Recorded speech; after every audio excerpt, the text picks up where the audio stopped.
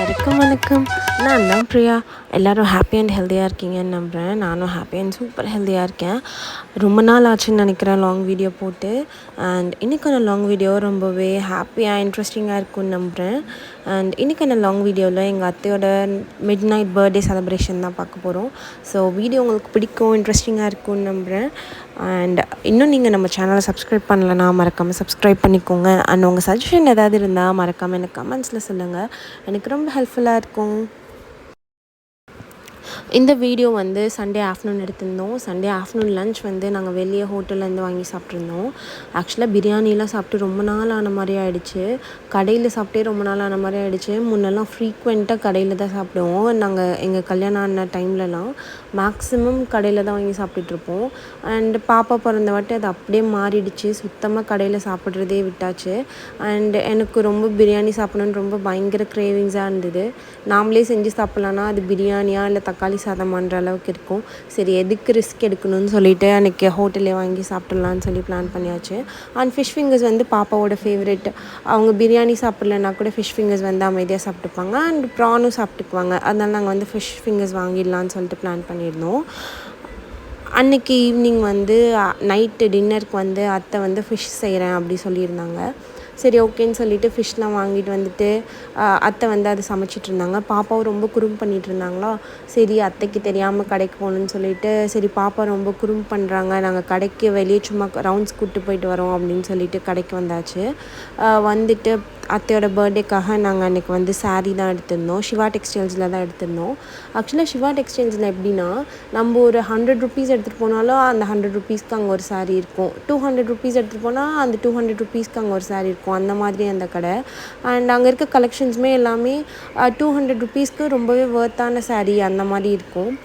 அன்றைக்கி அத்தையோட பர்த்டேக்கு நான், என்னோடய ஹஸ்பண்ட், பாப்பா 3 பேரும் தான் போயிட்டு அத்தைக்கு சாரீ எடுக்கலான்னு போயிருந்தோம். சொன்னால் நம்புவீங்களான்னு தெரில. கரெக்டாக பைக்கை பார்க் பண்ணிவிட்டு மேலே போனோம்.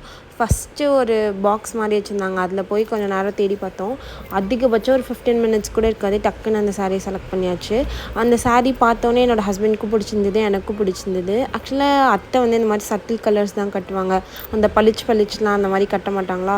சரி, இது வந்து கொஞ்சம் கிராண்டாகவும் இருக்கும், ஃபங்க்ஷன்னாலும் போட்டு போகலாம் அப்படின்னு சொல்லிட்டு போன உடனே இந்த சாரீ செலக்ட் பண்ணியாச்சு.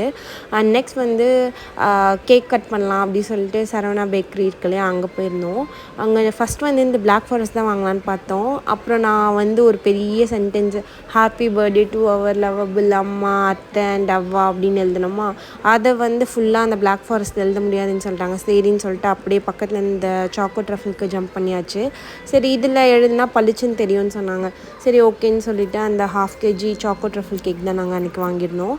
அண்ட் அங்கே வந்து பப்ஸ் இருக்கும், சூப்பராக இருக்கும். பட் நாங்கள் போயிருந்தப்போ தீர்ந்து போச்சுன்னு சொல்லிட்டாங்க. அது வீக்கெண்ட் இல்லையா, அதனால் சும்மாவே அந்த கடை கூட்டமாக தான் இருக்கும். வீக்கெண்ட்ஸில் சொல்லவே தேவையில்ல, எக்ஸ்ட்ரா கூட்டமாக இருந்துச்சு. சரின்னு சொல்லிட்டு அங்கே என்னென்னலாம் இருக்குதுன்னு சொல்லிட்டு சும்மா வீடியோ எடுத்துகிட்டு இருந்தேன். நாங்கள் சொன்ன சென்டென்ஸை வந்து அப்படியே பேப்பரில் எழுதி தர சொன்னாங்க. அதை பார்த்து அவங்க அப்படியே அதில் எழுதி கொடுத்துருவாங்க. Happy birthday to our lovable அம்மா, அத்தை அண்ட் அவ்வா அப்படின்னு சொல்லி எழுதி கொடுத்துருந்தோம். அது அவங்களும் கரெக்டாக ஃபுல்லாக கேப் எதுவும் விடாமல் அழகாக அந்த கேக் ஃபுல்லாக கவர் ஆகுற மாதிரி எழுதி கொடுத்துருந்தாங்க எங்களுக்கு.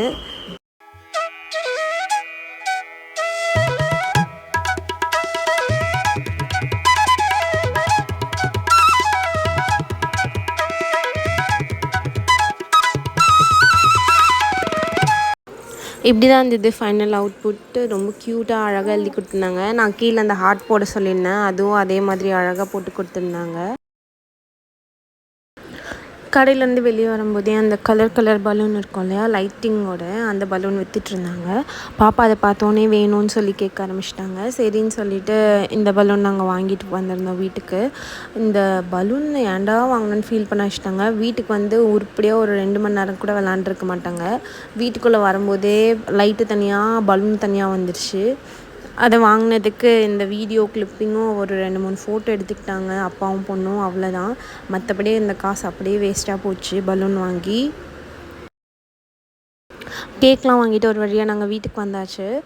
கேக்கையும் சாரியும் வந்து வெளியவே கார் பார்க் பண்ணியிருப்போம் வீட்டுக்கு வெளியே. கார்கிட்டயே ஒளிச்சு வச்சுட்டு நாங்கள் உள்ளார போயாச்சு. தென் வீட்டுக்குள்ளே வந்துட்டு கொஞ்ச நேரம் ஆகிட்டு நைட்டு ஒரு 12 ஆன வாட்டி அண்ணா அண்ணியெல்லாம் வர சொல்லியிருந்தோம். வந்துட்டு அதுக்கப்புறம் வெளியே இருந்து கேண்டில் லைட் பண்ணி எடுத்துகிட்டு போகலாம் அப்படி சொல்லி பிளான் பண்ணிவிட்டு வெளியவே நின்று கேண்டில் மட்டும் பற்ற வச்சுட்டு அதுக்கப்புறம் வீட்டுக்குள்ளே எடுத்துகிட்டு போனோம். ஆக்சுவலாக நாங்கள் வெளியே நின்று பண்ண காமெடி இவ்வளோதான் இல்லை, யார் பற்ற வைக்கிறது, யார் எடுத்துகிட்டு போகிறது அப்படின்னு செம்ம ஃபன்னாக இருந்துச்சு வீட்டுக்கு வெளியே நின்றுக்கிட்டு. நாங்கள் பண்ண டிஸ்கஷன்லேயே அத்தைக்கு தெரிஞ்சிருக்குன்னு நினைக்கிறேன், ஏதோ பண்ணிகிட்ருக்காங்க வெளியே அப்படின்னு சொல்லிட்டு. அண்ட் ஒரு வழியாக சர்ப்ரைஸை வந்து ரிவீல் பண்ணியாச்சு. அப்புறம் கேக் எடுத்துக்கிட்டு அண்ணியும் என்னோடய ஹஸ்பண்டும் தான் எடுத்துகிட்டு வந்தாங்க. பின்னாடி நாங்கள் நான் வீடியோ எடுத்துகிட்டு இருந்தேன். எல்லோரும் கோரஸாக ஹாப்பி பர்த்டே அப்படி சொல்லி கத்தி அத்தை பயங்கர ஷாக் ஆகிட்டாங்க. என்னடா இது கேட்கலாமா அப்படி சொல்லிட்டு, எதுக்கு இதெல்லாம் அப்படின்னு சொல்லிட்டு இருந்தாங்க. அத்தை ஆனால் பயங்கர ஹாப்பி ஆகிட்டாங்க. அப்புறமேட்டுக்கா கேக் எடுத்துகிட்டு வந்து உள்ளே வச்சுட்டு அத்தைக்கு சர்ப்ரைஸ் பண்ணிவிட்டு அதுக்கப்புறமா டேபிள்லாம் எடுத்துகிட்டு வந்து அரேஞ்ச் பண்ணி வச்சுட்டு அதுக்கப்புறமா கேக் கட் பண்ணோம். கேண்டில் மட்டும் அப்போவே ப்ளோ பண்ண சொல்லிவிட்டு கேக்லாம் கட் பண்ணி முடித்தோடனே நாங்கள் வாங்கிட்டு வந்த இந்த சாரீ அத்தைக்கு கொடுத்துருந்தோம். அத்தை ரொம்ப பிடிச்சிருக்கு, நல்லாயிருக்கு அப்படி சொல்லியிருந்தாங்க. அன்றைக்கி டே அப்படி தான் எங்களுக்கு ரொம்ப ஹாப்பியாக ஜாய்ஃபுல்லாக முடிஞ்சுது. அத்தையோட பர்த்டே நைட்டு